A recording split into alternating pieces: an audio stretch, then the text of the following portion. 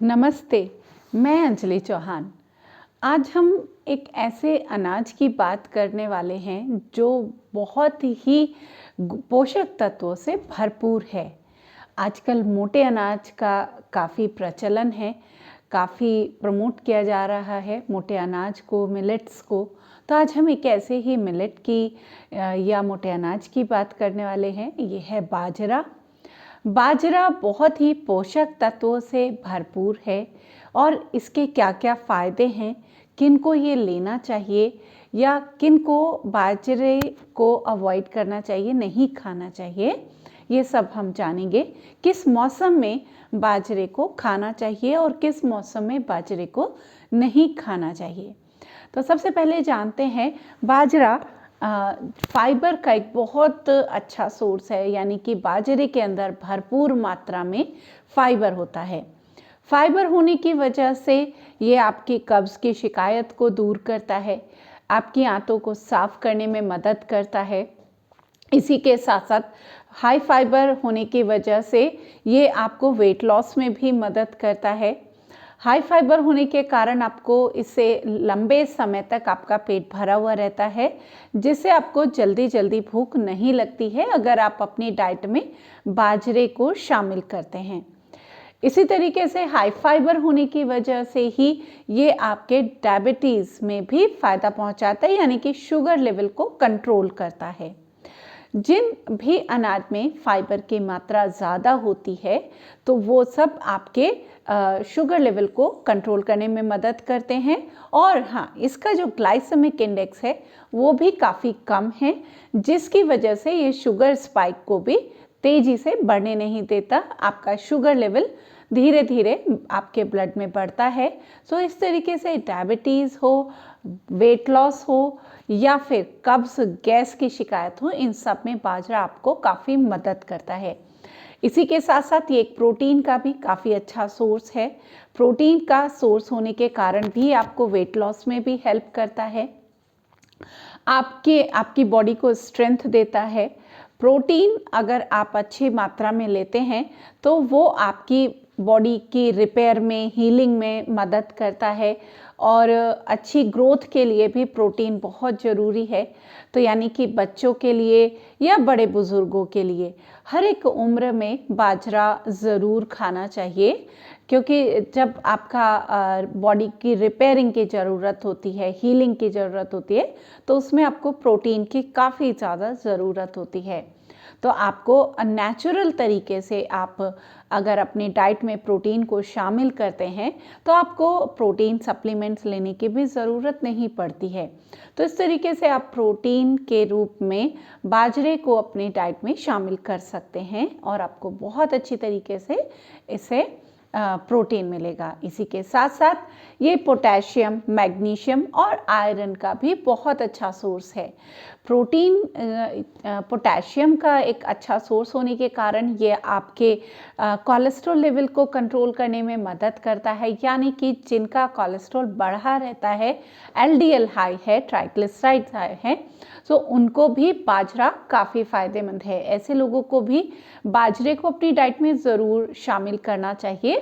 इसी के साथ साथ अगर आपकी हार्ट की हेल्थ आप अपनी अच्छा रखना चाहते हैं, हाई ब्लड प्रेशर अगर आपको प्रॉब्लम है, तो आपके लिए भी बाजरा काफ़ी अच्छा अनाज है, काफ़ी अच्छे पोषक तत्वों से भरपूर है, जो आपको हेल्प करता है आपकी हार्ट की हेल्थ को अच्छा रखने में, ब्लड प्रेशर को नॉर्मल रखने में, आपके शुगर लेवल को कंट्रोल करने में और आपके कोलेस्ट्रॉल लेवल को भी कंट्रोल करने में। इसी के साथ साथ आयरन की इसमें काफ़ी अच्छी मात्रा पाई जाती है बाजरे के अंदर। तो एनीमिया जो है, अगर आपके अंदर ब्लड जो हीमोग्लोबिन की कमी है, तो उसके लिए भी बाजरा एक बहुत अच्छा सोर्स है।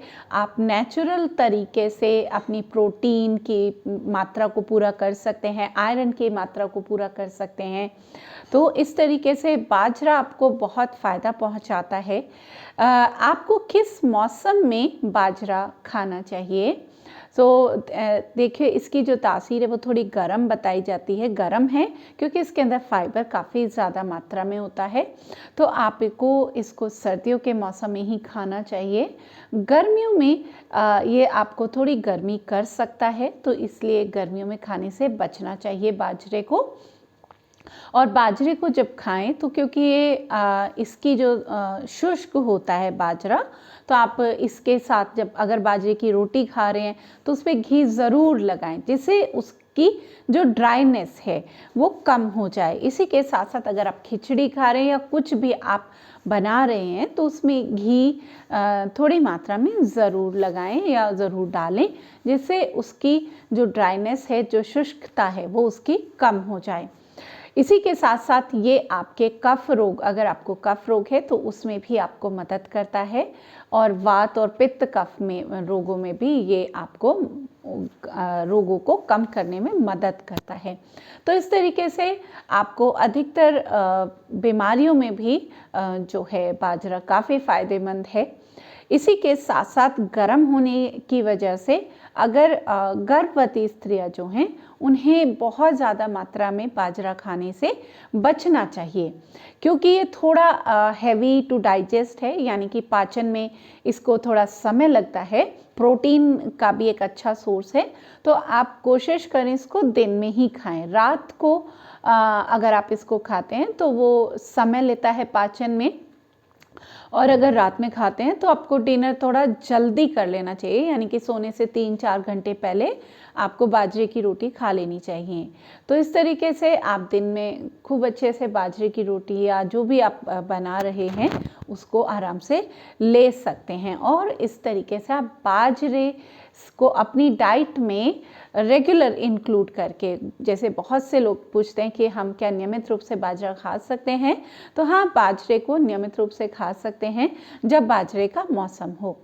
और काफ़ी लोग आजकल मल्टीग्रेन आटे में भी बाजरे को शामिल करते हैं। तो देखिए, किसी मल्टीग्रेन आटे के रूप में आपको बाजरा नहीं लेना चाहिए, किसी भी अनाज को अकेले ही उसका उपयोग करना चाहिए। तो आप बाजरे को मल्टीग्रेन आटे में मिक्स ना करें, उसको सेपरेट उसकी रोटी बनाएं या जो भी आप बना रहे हैं उसको सेपरेट ही यूज़ करना चाहिए, क्योंकि हर एक अनाज का अपना एक पाचन की क्रिया होती है। और अगर आप मल्टीग्रेन अनाज मिक्स करते हैं, सारे अनाजों को मिक्स कर लेते हैं, तो कई बार वो आपकी पाचन संबंधी प्रॉब्लम और बढ़ा सकता है। कुछ लोगों को अपच की समस्या हो सकती है, कुछ लोगों को गैस एसिडिटी बनने लगती है। तो आपको मल्टीग्रेन के रूप में बाजरे से बचना चाहिए और उसको अकेले ही आपको खाने में शामिल करना चाहिए। तो इस तरीके से सर्दियों का मौसम है, आप खूब अच्छे से बाजरे को अपनी डाइट में शामिल करें और बहुत सारे बीमारियों को अपनी आप मैनेज कर सकते हैं। इन छोटी छोटी चीज़ों को अपनी डाइट में शामिल करके अपने आप को स्वस्थ रखने के लिए, अगर आप ऐसी इन्फॉर्मेशन और जानना चाहते हैं तो आप हमारे चैनल के साथ जुड़े रहिए। इसी तरीके की और इन्फॉर्मेशन हम आपके लिए लेकर आते रहेंगे। आप सबका वीडियो देखने के लिए बहुत बहुत धन्यवाद। Thank you.